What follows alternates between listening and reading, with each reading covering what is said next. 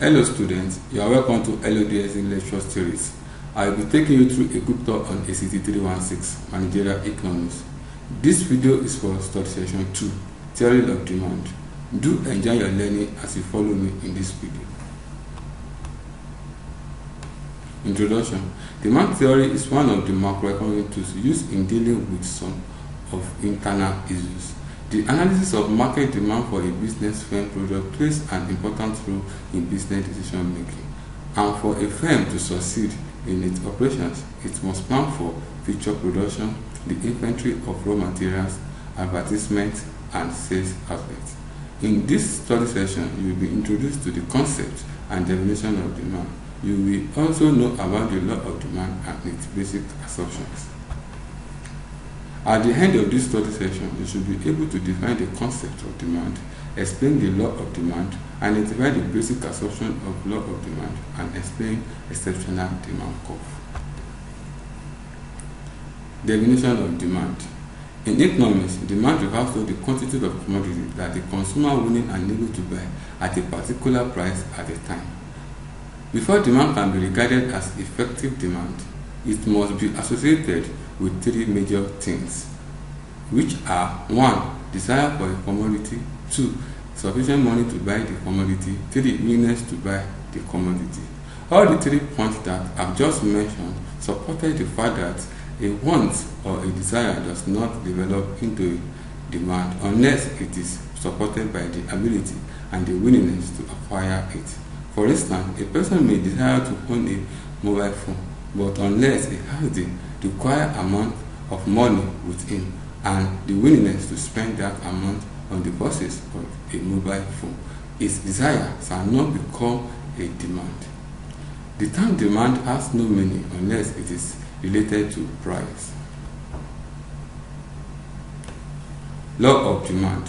Law of demand states that people will buy more at a lower price and buy less at higher prices. The law of demand is known as the first law in the market. Law of demand shows the relationship between price and quantity demanded of a commodity in the market. In other words, the amount demanded increases with a fall in price and increases with a rise in price. So the relationship described by the law of demand is an inverse or negative relationship because the price and demand move in opposite direction. The law of demand shows the cause and effect relationship between price and quantity demanded. Demand schedule. Demand schedule is a list of quantities of commodity purchased by customers at different prices. Type of demand schedule. Demand schedule could be seen from 2 different perspectives, which are individual demand schedule and market demand schedule. An individual demand schedule is a list of quantities of commodity purchased by an individual customer at different prices, while market demand schedule refers to all the quantities of commodity purchased by all customers in the market at different prices. Individual demand schedule. The case study on the slide shows the demand schedule of an individual customer for orange.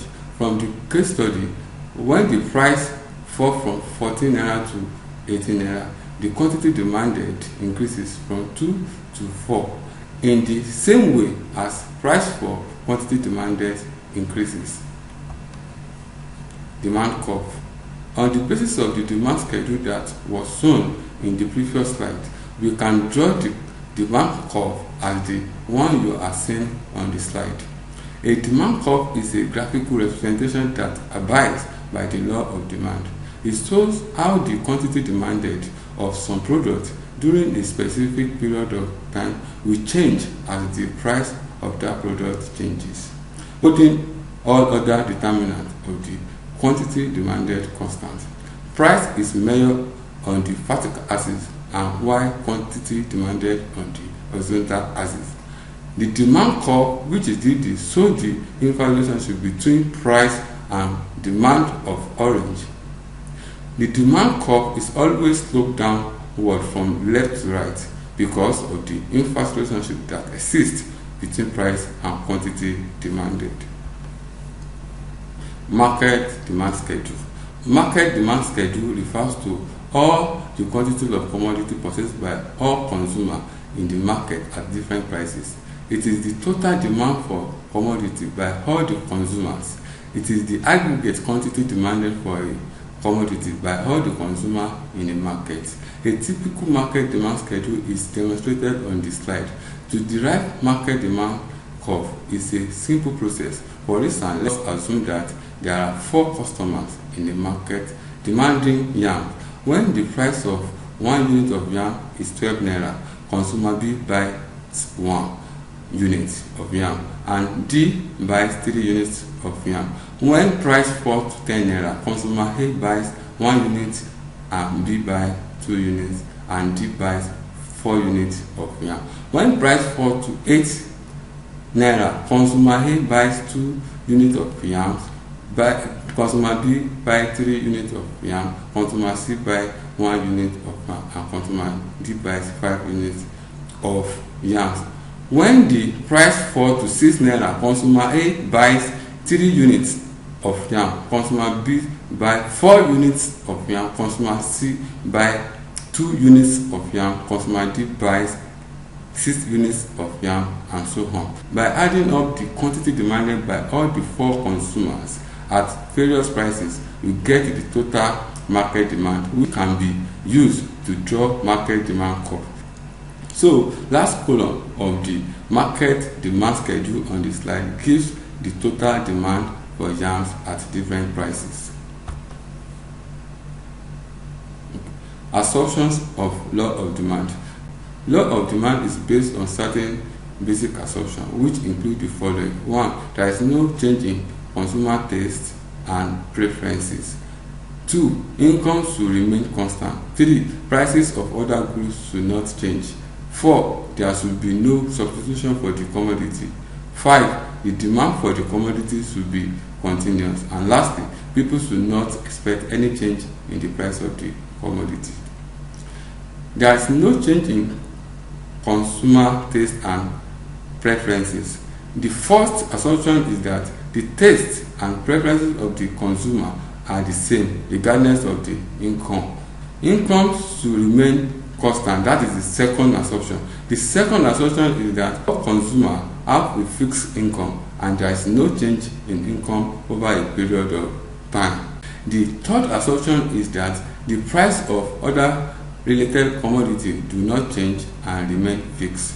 Next assumption is there should be no substitution for the commodity. The next one is demand for the commodity should be continuous. And the last assumption is that people should not expect any change in the price of the commodity. Why does the demand curve slope downward? The following are the most important reasons for the downward slope of demand curve. 1. Law of diminishing marginal utility. 2. Income effect. 3. Substitution effect. 4. Entry of new buyers. And lastly, different uses of the commodity. Let's now take them one after the other. Law of diminishing marginal utility. A customer derives less and less utility from subsequent units of the same commodity he consumes. Since the utility derived keeps on diminishing, consumer goes on reducing the demand. In this case, to increase the demand, seller has to reduce the price. Therefore, there is a direct relationship between marginal utility and price of a commodity. If marginal utility decreases, price also decreases, and if marginal utility increases, price also increases. Therefore, the marginal utility curve slopes downward from left to right. The second reason is income effect. All things being equal, when the price of a commodity decreases, the real income or the purchasing power of the household increases. The consumer is now in a position to purchase more commodity with the same income. The demand for a commodity therefore increases not only from the existing buyer but also from the new buyers who were earlier unable to purchase at higher price. When at a lower price, there is a greater demand for a commodity by the household. The demand curve is bound to slope downward from left to right. Another reason is substitution effect. The demand curve slopes downward from left to right also because of the substitution effect. For instance, if the price of yam falls and the prices of other substitutes, say sweet potato and cassava, remain constant, then the household would prefer to purchase yam because it is now relatively cheaper. The increase in demand due to a fall in the price of yam will move the demand curve downward from left to right. The next one is entry of new buyers. When the price of a commodity falls, its demand not only increases from the old buyers, but the new buyers also enter the market. The next one, which is different uses of the commodity. Some commodity have several uses. If the price of the commodity is high, its use will be restricted only for important purposes. For example, when the price of tomato is high, it will be used only for cooking purpose. When it falls, it will be used for preparing jams, pickle, and other things. There will be an increase in demand for tomato when the price falls, and this will bring about movement of the demand curve from left to right. Exceptional demand curve. Some of the reasons that responsible for exceptional demand curve are giving goods, emergency, ignorance, fear of future change in price, and change in fashion and taste. Let's discuss all these points one after the other. Keeping good.